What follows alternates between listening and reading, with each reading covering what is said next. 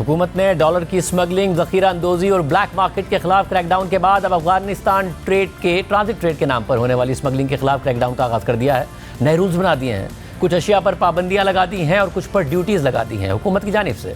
Dollar की black market के खिलाफ कार्रवाई के नतीजे में आज भी इंटरबैंक में डॉलर 1 रुपये 6 पैसे कम होकर 283 रुपये 62 पैसे का हो गया, जबकि ओपन मार्केट में डॉलर आज 1 रुपया सस्ता होकर 284 रुपये पर फरोख्त हो रहा था। हुकूमत की डॉलर की ब्लैक मार्केट के खिलाफ कार्रवाई के नतीजे में इंटरबैंक में डॉलर गुज़िश्ता एक महीने में 23 रुपये 50 पैसे कम हुआ है। एक तरफ हुकूमत डॉलर की स्मगलिंग और ब्लैक मार्केट के खिलाफ क्रैकडाउन मजीद तेज करने जा रही है, तो दूसरी तरफ हुकूमत अशिया की स्मगलिंग की मुकम्मल रोकथाम के लिए अफगान ट्रांजिट ट्रेड के गलत इस्तेमाल और उसके तहत होने वाली स्मगलिंग पर तेजी से क्रैकडाउन कर रही है। हुकूमत की जानिब से इन हालिया इकदाम पर रद्द-ए-अमल देते हुए पाकिस्तान बिजनेस काउंसिल ने गुज़िश्ता रोज़ अपने एलामिया में कहा कि अफगान ट्रांजिट ट्रेड के गलत इस्तेमाल के खिलाफ कोशिशें खुशी का बाइस हैं। अफगान ट्रांजिट तिजारत से पाकिस्तान में कपड़े, कॉस्मेटिक्स, टायर, काली चाय, मेवे और घरेलू सामान स्मगल हो रहा था। अफगान ट्रांजिट तिजारत का गलत इस्तेमाल मुल्क की मईशत को नुकसान पहुंचा रहा था। सनती अफरादी क़ुव्वत और बेरोज़गारी हो रही थी। मुल्क भी अफगान ट्रांजिट तिजारत के गलत इस्तेमाल से ड्यूटीज़ और टैक्सों का नुकसान कर रहा था। ये सारे इकदाम अब से चंद हफ्ते पहले हमारे प्रोग्राम में और इसके अलावा अपने आर्टिकल्स के जरिए मुसलसल साबिक चेयरमैन FBR शब्बर ज़ैदी इनका मुतालबा कर रहे थे। शब्बर ज़ैदी साहब हमारे साथ मौजूद हैं। साहब बहुत शुक्रिया मुझे ज्वाइन करने के लिए। आपने ट्वीट भी किया और बड़ी इन इकदाम की तारीफ भी की है। आपको लग रहा है ये आर्जी हल है या सिर्फ दुरुस्त है, जो किया जा रहा है दुरुस्त किया जा रहा है? बिस्मिल्लाहिर्रहमानिर्रहीम। देखें, जो आपने करेंसी पे क्रैक डाउन किया है और अफगान ट्रांजिट ट्रेड है कि दोनों आपस में लिंक्ड हैं। मैं थोड़ा सा आपको एक चीज़ समझा देता हूँ। इस वक्त अफगानिस्तान की इंपोर्ट जो है उनकी वैल्यू है $8 बिलियन और उनकी एक्सपोर्ट है सिर्फ 1.5 से 2 बिलियन डॉलर इंक्लूडिंग रेमिटेंस। तो वो $7.5 बिलियन जो है वो टेक्निकली हमारे डॉलर इस्तेमाल करके इंपोर्ट कर रहे हैं। मैं दोबारा समझाऊँ, उनकी इंपोर्ट है $8 बिलियन, एक्सपोर्ट और उनकी रेमिटेंस मिलके बनती है 2, तो तकरीबन 6.5-7 बिलियन डॉलर वो पाकिस्तान के इस्तेमाल करते हैं। तो जो $8 बिलियन है उसमें मेरा तखमीमा ये है कि आधी जो अफगान ट्रांजिट ट्रेड है वो कभी अफगानिस्तान जाती ही नहीं है, वो पाकिस्तान में इस्तेमाल हो जाती है।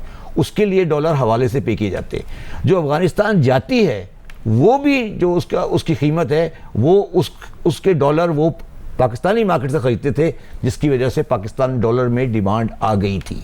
तो ये बात आपको बिल्कुल क्लियर होनी चाहिए। और मैंने आपके प्रोग्राम में पहले कहा था कि पाकिस्तान में एक गज़ भी रेशमी कपड़ा ना बनता है ना इंपोर्ट होता है, और पाकिस्तान की बाज़ार रेशमी कपड़े से भरे पड़े हैं। वो सब अफगान ट्रांजिट ट्रेड का माल है। पाकिस्तान में ब्लैक टी सारी अफगान इस्तेमाल होती है। अब ये हाल हो गया है शाहजेब साहब कि अब तो अफगानियों का सिर्फ आइडेंटिटी कार्ड इस्तेमाल होता है। जो जूना मार्केट वाला है वही इंपोर्ट कर रहा होता है, सब कुछ वही कर रहा होता है, वो सिर्फ अफगानी का नाम देता है और इंपोर्ट करता है टेक्निकली स्पीकिंग।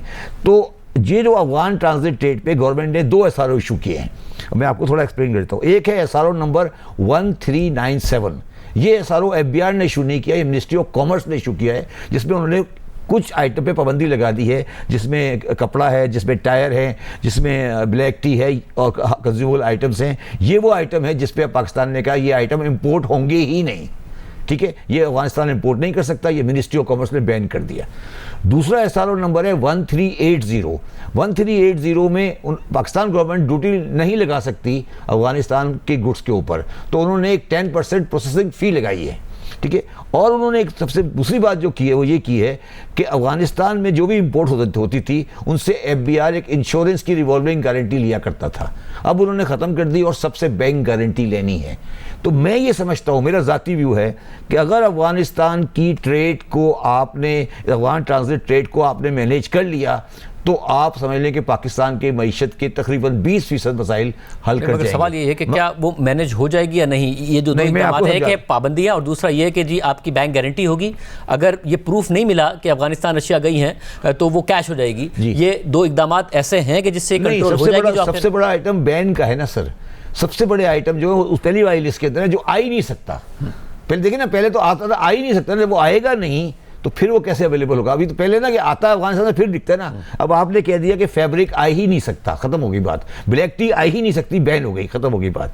देखिए शाहजेब, मुझे खौफ इस बात का नहीं है कि अफगान ट्रांजिट ट्रेड का क्या होगा। मुझे खौफ इस बात का है कि सियासी गवर्नमेंटें आएंगी और ये ट्रेडर के प्रेशर में आके इसको दोबारा ओपन कर देंगी। मैं आपको बिल्कुल ओपन बात कह रहा हूँ आज कि ये सियासी गवर्नमेंट, मैं जब चेयरमैन FBR था, मैं भी इसलिए नहीं कर सका कि सियासी गवर्नमेंट है, ये सारा सामान हमारी बाज़ारों में बिकता है, हमारे चैम्बर्स, हमारे लोग इसमें शामिल हैं, वो बेचते हैं इसको। तो जब वो बेचते हैं और उनका सारा कारोबार इसमें मुश्तमिल है, तो वो पॉलिटिकल गवर्नमेंट को प्रेशराइज करते हैं कि इनके ऊपर हाथ हौला रखें।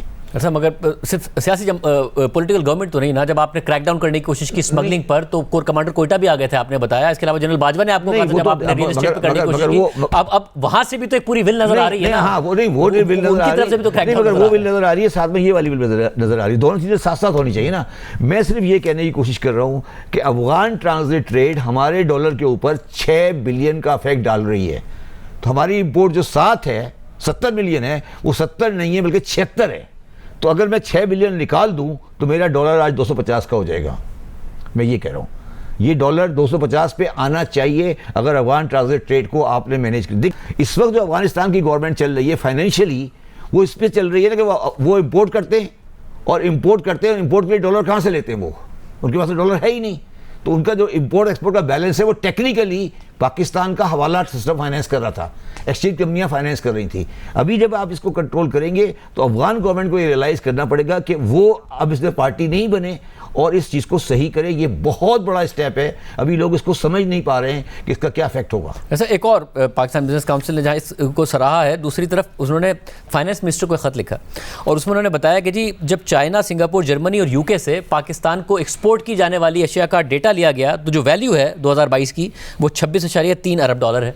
मगर जब पाकिस्तान से उन्हीं अशिया का इंपोर्ट स्टेज पर डेटा लिया गया तो 18.8 अरब डॉलर, यानी तकरीबन 7.5 अरब डॉलर के अंडर इनवॉइसिंग है, जो उनके मुताबिक 578 से 963 अरब रुपए का टैक्स रेवेन्यू का लॉस है। इस इशू को कैसे एड्रेस किया जाए? अच्छा, मैं इस तरह आपके साथ पहले भी मेरा हमेशा बड़ा फ्रैंक गुफ्तगू होती है। जब मैं चेयरमैन FBR बना तो जो पहला आदमी या दूसरा आदमी मुझे मिलने आया पाकिस्तान में इंटरनेशनल कम्युनिटी से, वो Chinese ambassador in Pakistan at that time था। उसने मुझे आके बड़ी इंटरेस्टिंग बात की। उसने कहा, mister Zaidi, I know your views about under invoicing. मैंने कहा जी बिल्कुल। उसने 2 बातें बड़ी इंटरेस्टिंग की। उसने कहा कि जो शेंजन है और जो आपका इलाका है, जो सारा जो आपका चाइना में इलाका है, वहाँ आपके लोग बैठे हैं, आपके लोग बैठे हैं, मतलब मैं कुछ हमारे इलाके के, और वो इसमें इन्वॉल्व हैं और हम ये चाहते हैं कि इसको आप सेटल करें। और उसके बाद मैंने एक एग्रीमेंट किया जिसमें, अच्छा इसमें होता ये, मैं थोड़ा सा एक्सप्लेन कर दूं और मेरी ज़ाती व्यू है, मैं ये फिगर जो आपके सामने है वो जो भी होंगी, मेरी कैलकुलेशन जब मैं चेयरमैन FBR था तकरीबन 5 से 4.5 से 5 बिलियन डॉलर की अंडर इनवॉइसिंग हो रही है पाकिस्तान में, हो रही थी मेरे साथ। और इसमें सबसे बड़ा आइटम जो है वो ऑटो स्पेयर पार्ट्स हैं। ओके, 2019 की बात है, 2022 का डेटा। हाँ, सारा जो है ना बेसिकली ऑटो स्पेयर पार्ट्स हैं, ठीक है। उसके बाद उन्होंने जो बुनियादी बात जो उन्होंने कहा कि अच्छा इसमें ये होता है कि सिस्टम ये होता है शाहजेब कि जो चैम्बर ऑफ कॉमर्स होते हैं ना जी, उनको और पाकिस्तानी जो कॉन्सुलेट होते हैं उनको स्टैम्प करना होता है अगर इंपोर्ट का कोई बिल आ रहा हो। तो वो इंपोर्ट के जो बिल वहाँ पे शंघाई में और शेंजन में जो पाकिस्तानी चैम्बर एम्बेसीज कर रही थी, विद ऑल ड्यू रिस्पेक्ट, उनकी कारकर्दगी भी हमारे तसल्ली नहीं थी। फिर मैंने चाइनीज़ एम्बेसडर को, पाकिस्तानी एम्बेसडर चाइनीज़ के साथ एग्री किया और चाइना ने हमारे साथ एक एग्रीमेंट साइन किया कि वो ग्रेजुअली इस चीज़ को ख़त्म करेंगे। उन्होंने कहा हम ग्रेजुअली इसको कंट्रोल करेंगे।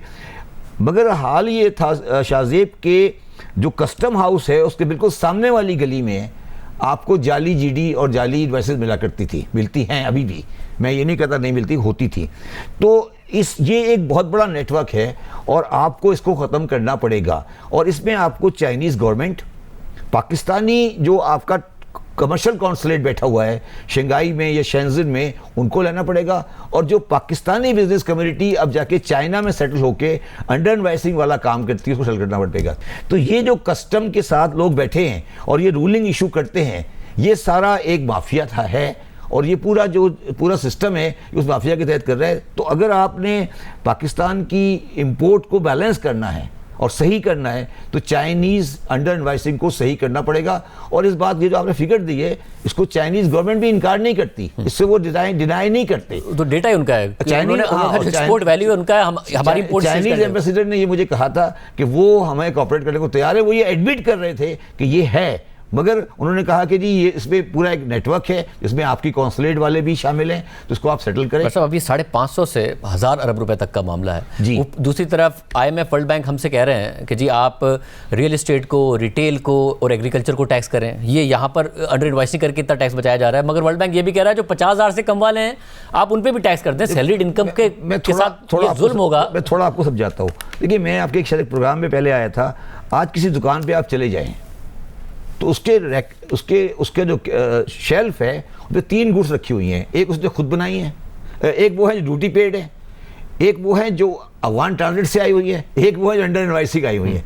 तो रिटेलर उस वक्त तक टैक्स रेट में आ ही नहीं सकता जब तक अफगान ट्रांजिट ट्रेड और चाइनीज अंडर इनवाइसिंग को सेटल नहीं करे, क्योंकि उसके पास तो परचेज इनवाइस ही नहीं है। जब वो अपनी बाइंग नहीं दिखा सकता, तो कैसे दिखाएगा? अब जो सैलरी वाली बात है, ये मेरे ज़ाती हिसाब से ये गलत है, और हम उनको ये नहीं समझा पा रहे हैं कि पाकिस्तान में बाइंग पावर कितनी कम हो गई है, और हमने ये सैलरी वालों को जो टैक्स का इंसिडेंस है वो बढ़ा के 30% बढ़ाकर, जबकि वीजा विज अदर्स वो कितना कम उनको है। ये भी तो हम उनको इसलिए नहीं समझा पा रहे हैं क्योंकि वो हमें ये नहीं समझा पा रहे हैं कि रियल एस्टेट, रिटेल और इसको हमें लाना है। आप रिटेल का तो कह रहे हैं कि ये 2 मसले एड्रेस हो गए तो रिटेल भी आ जाएगा, फिर रियल एस्टेट और एग्रीकल्चर भी आ जाएगा। 12.5 एकड़ तक कह रहे हैं कि जी आप लेके आए। मैं आपको आज आपके प्रोग्राम में बिल्कुल साफ कहता हूँ, मुझे बहुत ज़्यादा उम्मीद एग्रीकल्चर से नहीं है, इसलिए कि एग्रीकल्चर की टैक्सेशन एक बड़ा मुश्किल काम है, रियल इनकम निकालना। और उसके जहाँ तक आपका रियल एस्टेट का सवाल है, उसमें आपको प्लॉटों का डीलिंग है, जिसमें आप प्लॉट डील करते हैं, इसमें से पैसे आ जाएंगे। जो कंस्ट्रक्टेड प्रॉपर्टी है, इसमें से आपको पैसे रिकवर करने की कोशिश नहीं करनी चाहिए, क्योंकि वो एक अलग चीज़ है, और प्लॉटों की जो चीज़ है वो एक अलग चीज़ है। जो एग्रीकल्चर का प्रॉफिट है ना, वो आढ़ती के पास है। आप मुझे बताएं कि चूनिया मंडी, कामों की मंडी, जो करोड़ों अरबों का कारोबार वहाँ पे हो रहा है, अरबों का कारोबार होता है मंडियों में। जो गोश्त की मंडी है, जो प्याज की मंडी है, इसमें अरबों का कारोबार हो रहा है, उसमें कभी कोई टैक्स ऑफिसर गया है? जब तक आप उस मार्केट को, जो कि एग्रीकल्चर कमोडिटी की मार्केट है, हम समझ रहे हैं कि हम एग्रीकल्चर इनकम पर टैक्स लगा लेंगे, वो नहीं है। असल पैसा जो है वो एग्रीकल्चर कमोडिटी की मार्केट के अंदर है, और वो सारा ब्लैक का पैसा है। दरमियान में जो एक मिडल मैन बैठा हुआ है, पाकिस्तान का माफिया वो लोग हैं।